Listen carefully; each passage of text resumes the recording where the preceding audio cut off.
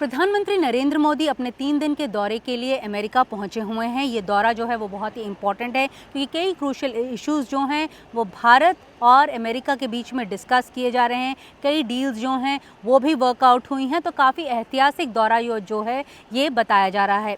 लेकिन इन सभी important discussions के बीच में जिस मुद्दे के ऊपर सबसे ज़्यादा चर्चा भारत में हो रही है, ख़ास करके रायसीना हिल्स पर हो रही है, वो ये है कि आखिर क्यों राष्ट्रीय सुरक्षा सलाहकार अजीत डोभाल जो हैं वो भारत के प्रधानमंत्री नरेंद्र मोदी के साथ अमेरिका नहीं गए। इसके ऊपर चर्चा ब्यूरोक्रेसी में भी हो रही है और पॉलिटिशियंस के बीच में भी ये जो चर्चा है वो हो रही है। सवाल जो हैं वो उठाए जा रहे हैं कि क्या राष्ट्रीय सुरक्षा सलाहकार अजीत डोभाल प्रधानमंत्री के साथ इसलिए नहीं गए क्योंकि पिछले हफ्ते ही न्यूयॉर्क की एक अदालत ने एक सिविल केस में जो समन्स हैं वो इशू किए हैं अजीत डोभाल के खिलाफ और साथ में कुछ और अधिकारियों के खिलाफ, या फिर अजीत डोभाल जो हैं वो प्रधानमंत्री के साथ इसलिए नहीं गए क्योंकि minister of external affairs mister Jaishankar और साथ में बाकी की जो एमई की टीम है वो उनके साथ गई हुई है। क्या ये वजह है कि वो पीएम के साथ नहीं गए? कि अमूमन तौर पर हमने देखा है कि जब भी इस तरह की इम्पॉर्टेंट डील्स होती हैं या स्ट्रैटेजिक इश्यूज़ के ऊपर डिस्कशंस होती हैं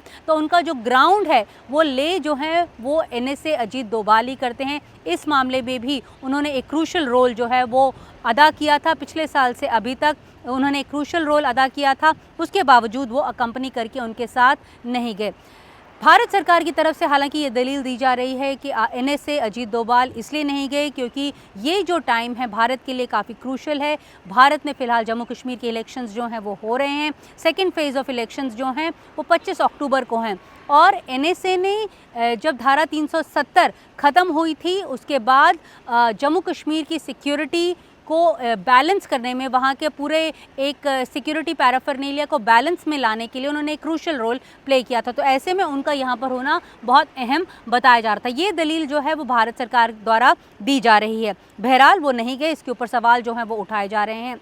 तो नमस्कार दोस्तों, एनडीटीवी इंडिया के यूट्यूब चैनल पर आपका स्वागत है। नीता के रडार पर आज हम इन्हीं सभी मुद्दों के ऊपर चर्चा करेंगे। चर्चा ये भी करेंगे कि भारत सरकार अपनी तरफ से और क्या क्या कह रही है और साथ में ये भी आपके साथ बताएंगे कि कौन कौन और नेता लोग थे जिनके खिलाफ अमेरिका में क्रिमिनल केसेस जो हैं वो जो हैं इशू हुए थे, रजिस्टर हुए थे, वहाँ पे मामले भी चले थे, लेकिन फिर वो मामले जो हैं वो वापस ले लिए गए और इस सब के दौरान ये पॉलिटिकल लीडर्स जो हैं वो अमेरिकन सॉइल में नहीं जा सके और उनमें सोनिया गांधी का नाम जो है वो सबसे आगे है और साथ में खुद प्रधानमंत्री नरेंद्र मोदी भी उसकी कैटेगरी में आते हैं। लेकिन सबसे पहले हम डिस्कस कर लेते हैं पहले इसी मामले की कि आखिर क्यों एनएसए अजीत डोभाल जो हैं वो पीएम के साथ अमेरिका नहीं गए। दरअसल जो सिख फॉर जस्टिस है ये एक आतंकी संगठन है। उसने पिछले हफ्ते जो उसका सरगना है, जो उनका लीगल एडवाइज़र है गुरपतवंत सिंह पन्नून, उसने अपने लॉयर के थ्रू एक अपील जो है वो फाइल की है न्यूयॉर्क के सिविल कोर्ट में, जिसके तहत जो समन्स हैं वो इशू किए गए हैं उसमें भारत सरकार जो है वो फर्स्ट रिस्पोंडेंट है। नंबर 2 के रिस्पोंडेंट है NSA Ajit Doval. 3 number respondent है former secretary research and analysis wing mister Samant Goel और साथ में विक्रम यादव CC1, जिसका जिक्र जो है वो बार बार अमेरिकी अदालत में भी हो रहा है और भारत के अखबारों में भी हो रहा है कि कौन है ये विक्रम यादव, उसको भी रिस्पोंडेंट बनाया है और साथ में निखिल गुप्ता जो फ़िलहाल अमेरिकी जेल में उसको भी रिस्पोंडेंट बनाया है ये। और डैमेजेस जो हैं वो क्लेम किए हैं और बोला है कि उनकी जो सिक्योरिटी है वो एक उसके ऊपर उन्होंने अपने क्वेश्चन मार्क लगाया है और बोला है कि भारत से उनको खतरा है, इसलिए उनको डैमेजेस भी दिए जाने चाहिए और ये जो समन्स हैं वो सर्व भी किए जाने चाहिए। अमेरिकी अदालत के अनुसार, अमेरिकी कानून के मुताबिक दरअसल ये जो समन्स हैं ये 21 दिन के अंदर, अगर आप सर्विस ऑफ द समन्स हो जाएं, 21 दिन के अंदर जो रिस्पोंडेंट्स हैं उन्हें कोर्ट में पेश होना चाहिए। अगर नहीं हुए, इसके अलावा अगर आप अमेरिका में रहते हैं तो 60 दिन की मोहलत जो है वो आपको दी जाती है। तो जो टाइमिंग ऑफ द समन है उसे लेकर जो है एक दिलचस्प एक बहस जो है वो फ़िलहाल रायसीना के गलियारों में हो रही है कि आखिर इसी समय क्यों एसएफजे के गुरपतवंत सिंह पन्नून ने ये केस जो है वो न्यूयॉर्क की अदालत में फ़ाइल किया जब भारत के प्रधानमंत्री एक हफ्ते बाद अमेरिकन सॉइल में जाने वाले थे। यही नहीं, यहाँ पर हम आपको ये भी बताना ज़रूरी समझते हैं कि गुरपतवंत सिंह पन्नून ने सिक्योरिटी का हवाला देते हुए अमेरिका से सिक्योरिटी भी जो है वो ली हुई है और ये बताया जा रहा है, जो ब्यूरोक्रेट्स हैं जो सवाल कर रहे हैं कि अगर उसे अमेरिकन अथॉरिटीज़ द्वारा सिक्योरिटी दी हुई है, उसके बावजूद उसे ये जो एक पिटिशन है, ये जो केस है फाइल करने की अनुमति दी गई, ये भी अपने आप में एक अलग कहानी है जिसके ऊपर भी चर्चा की जानी चाहिए। दूसरी तरफ जो दूसरा एक मुद्दा जो बार बार उठाया जा रहा है, जब पीएम लैंड करने वाले थे अमेरिकन सॉइल पे, उससे एक दिन पहले अमेरिका की नेशनल सिक्योरिटी काउंसिल ने अमेरिकन सिख्स को व्हाइट हाउस में बुलाकर उन्हें डिनर जो है वो दिया, यानी उन्हें आमंत्रित किया और उन्हें खाना खिलाया। ये वो ग्रुप्स हैं जो अलगाववाद को सपोर्ट करते हैं, सेशनिस्ट आइडियाज़ को सपोर्ट करते हैं और खालिस्तान के लिए कैंपेन करते रहते हैं। तो उन लोगों को आमंत्रित किया गया और उन्हें खाना खिलाया गया। उन लोगों ने जो ये सेशनिस्ट ग्रुप्स थे, उन्होंने जो अमेरिकी सरकार का धन्यवाद भी दिया कि किस तरह से अमेरिकी सरकार जो है वो सिख समुदाय का जो है बचाव कर रही है, उन्हें सिक्योरिटी प्रोवाइड कर रही है अमेरिकन सॉइल में, जिसमें ज़ाहिर तौर है गुरपतवंत सिंह पन्नून का नाम भी जो है वो शामिल है। तो ऐसे में ये भी सवाल उठाया जा रहा है कि आखिर उसी समय क्यों डिनर होस्ट करने की ज़रूरत थी जब भारत के प्रधानमंत्री वहाँ पर पहुँच रहे थे। तो ये इन्हीं सभी बातों के ऊपर जो है वो चर्चा बहुत गर्म है रायसीना हिल्स के में, ख़ास तौर पर भारत और अमेरिका के रिश्तों को लेकर। लेकिन यहाँ पर हम सबसे पहले डिस्कस कर लेते हैं कि ये गुरपतवंत सिंह पन्नून है कौन।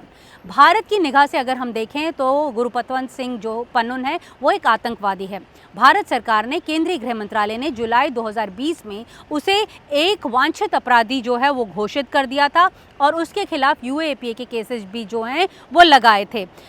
अगर उसकी हिस्ट्री की हम बात करें तो गुरपतवंत सिंह पन्नून ने प्रधानमंत्री नरेंद्र मोदी को डेथ थ्रेट दी हुई है। यही नहीं, जब पिछले साल वर्ल्ड कप हो रहा था 2023 में, तब उन्होंने जो सिख समुदाय के लोग थे उन्हें बोला था, उन्हें आगाह किया था कि वो कोई भी एयर इंडिया की फ़्लाइट से सफ़र ना करें, क्योंकि ऐसा माना जा रहा था कि उसे भी उन्होंने थ्रेट दी हुई है बम से उड़ाने की। यही नहीं, साथ में उन्होंने इंडो कैनेडियन हिंदूज़ को भी ये धमकी दी थी कि वो कनाडा छोड़कर चले जाएं। तो भारत की निगाह से गुरपतवंत सिंह पन्नून जो है एक वांछित अपराधी है, एक वांटेड टेररिस्ट है, जिसके ऊपर 22 केसेस जो हैं वो लगाए हुए हैं।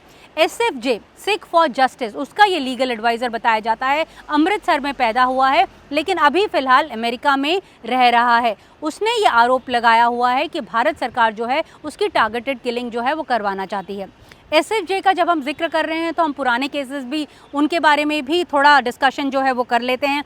SFJ ने सोनिया गांधी के खिलाफ और मनमोहन सिंह के खिलाफ भी एक केस जो है 2010 में फाइल किया था, जिसे 11 जून 2014 को US की कोर्ट ने डिसमिस कर दिया था और कहा था कि मनमोहन सिंह और सोनिया गांधी को पर्सनली रिस्पॉन्सिबल नहीं ठहराया जा सकता 1984 के दंगों के लिए। तो SFJ ने उनके खिलाफ भी जो केसेस हैं वो फाइल किए थे, वो एक क्रिमिनल केस था। और यहाँ पर यह भी डिस्कस करना ज़रूरी है कि जब तक वो केस चलता रहा तो सोनिया गांधी जो है वो अमेरिका में अपनी विज़िट को नहीं कर पाई, वो वहाँ पे नहीं जा पाई। 7 साल तक वो अमेरिका नहीं गई थी। 2010 में ये वाली कहानी जो है वो और ज़्यादा दिलचस्प है। 2010 में कमलनाथ जब अमेरिकी एक टूर पे थे, वो तब भारत के कैबिनेट मंत्री थे, जब वो अमेरिका का दौरा कर रहे थे, तब उन्हें जो समन्स हैं वो सर्व किए जा रहे थे, वो भी SFJ द्वारा। वो जो केस था वो जसबीर सिंह नाम का शख्स और मनिंदर सिंह नाम का शख्स जो है उन्होंने फाइल किया था। और उनका वकील कौन था? उनका वकील था गुरपतवंत सिंह पन्नून। उसने ये केस जो फाइल किया था, उसका ये कहना था कि कमलनाथ का भी जो रोल है 1984 राइट्स में इन्वेस्टिगेट नहीं हुआ भारत में, इसलिए उसके खिलाफ वो केस जो है वो फाइल कर रहा है और उन्हें नोटिस भी सर्व कर रहा था। तभी कमलनाथ जो हैं वो वहाँ से देश वापस आए और वो भी कई सालों तक विदेश नहीं जा पाए। यही नहीं, पन्नून ने यह भी हवाला दिया था कि भारत में ह्यूमन राइट्स का जो एक ग्राफ है वो इतना ख़राब है कि कोई भी जो ह्यूमन राइट वायलेटर्स हैं उनके खिलाफ कोई एक्शन नहीं होता है, ऐसा उसने अपनी अपील में कहा था। ये मामला भी जो है वो रफा दफा बाद में हुआ। 2013 में US कोर्ट्स ऑफ अपील्स ने एक और अपील जो है वो डिसमिस की थी प्रकाश सिंह बादल के खिलाफ। प्रकाश सिंह बादल तब पंजाब के मुख्यमंत्री थे। तब भी गुरपतवंत सिंह पन्नून जो SFJ का लीगल एडवाइज़र था, उसने अपील फाइल की थी और कहा था कि ह्यूमन राइट्स वायलेट हुए हैं और जो प्रकाश सिंह बादल हैं उन्होंने जो पंजाब पुलिस है उसे प्रोटेक्ट किया है और एक्स्ट्रा जुडिशल किलिंग्स जो हैं वो करवाई हैं जब उनकी सरकार पंजाब में सत्ता में काबिज थी, यानी 1997 और 2002 के बीच में और 2007 से जब तक उनकी सरकार रही। तो ये केस भी तब अमेरिकी अदालत में चला था, ये केस भी जो है वो रफा दफा किया गया। साथ में जो एसएफजे ने ही जो है कैप्टन अमरिंदर सिंह के खिलाफ कनाडा में और साथ में न्यूयॉर्क में केस जो है वो फाइल किया था।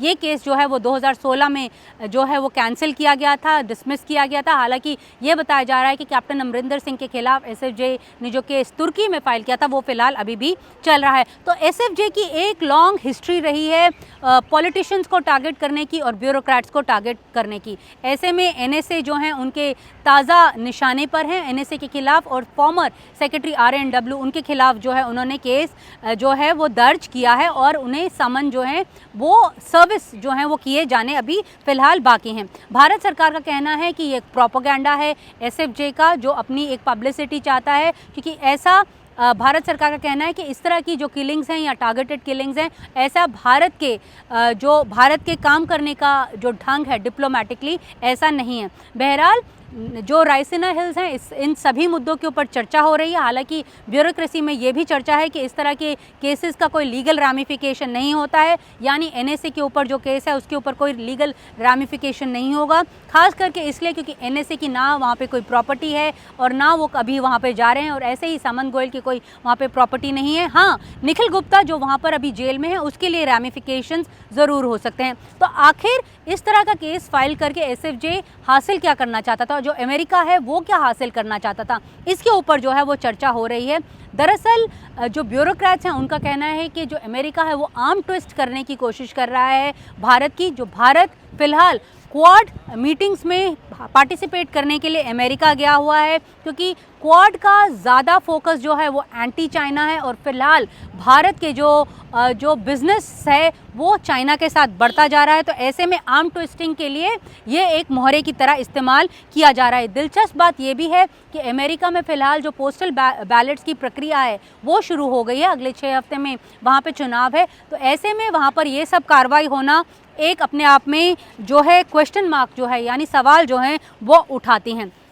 यहाँ पे ये भी हम डिस्कस कर लेते हैं कि जो दरअसल इस कड़ी का एक और इम्पॉर्टेंट कड़ी है जिसका नाम था हरदीप सिंह निज्जर। 18 जून 2023 को उसकी किलिंग भी कनाडा में हुई थी। उसकी जब इन्वेस्टिगेशंस हुई तो कनाडा पुलिस ने कुछ लोगों को गिरफ्तार भी किया और उनका कहना था कि कुछ जो सरकारी लिंकेजेस हैं उनके बारे में वो अब प्रोब जो हैं वो कर रहे हैं। तो यानी एक जब इन्वेस्टिगेशन वहाँ पर चल रही थी, ऐसे में एक सिविल केस जो है वो न्यूयॉर्क में फाइल किया गया जिसमें रिस्पोंडेंट नंबर 1 जो है वो भारत सरकार को बनाया गया। तो ऐसे में भारत सरकार जो है वो कॉशियस जो एटीट्यूड है वो लेकर चल रही है ताकि कोई एम्बैरेसमेंट जो है वो ना हो, और क्योंकि फर्स्ट रिस्पोंडेंट जो है वो भारत सरकार है, अगर एनएसए वहाँ पर जाते तो कहीं ये मामला आउट ऑफ स्पिन जो है वो ना चला जाता और भारत और यूएस के रिश्ते के ऊपर कहीं सवाल ना उठने लग जाते। तो ऐसे में अवॉइडेबल था एनएसए का पीएम के साथ ट्रैवल करना, ऐसा सरकारी सूत्रों का कहना है।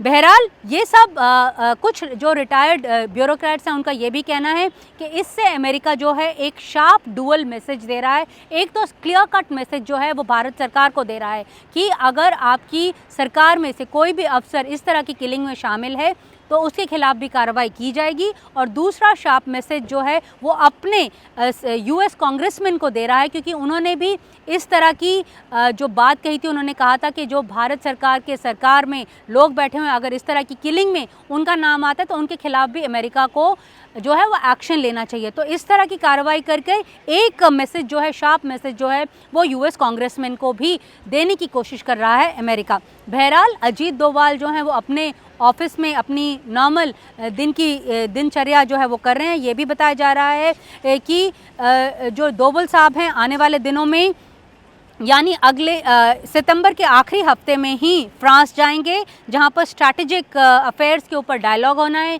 यही नहीं, अक्टूबर में एक ब्रिक्स की मीटिंग है, वहां पर भी वो हिस्सा लेने जाएंगे।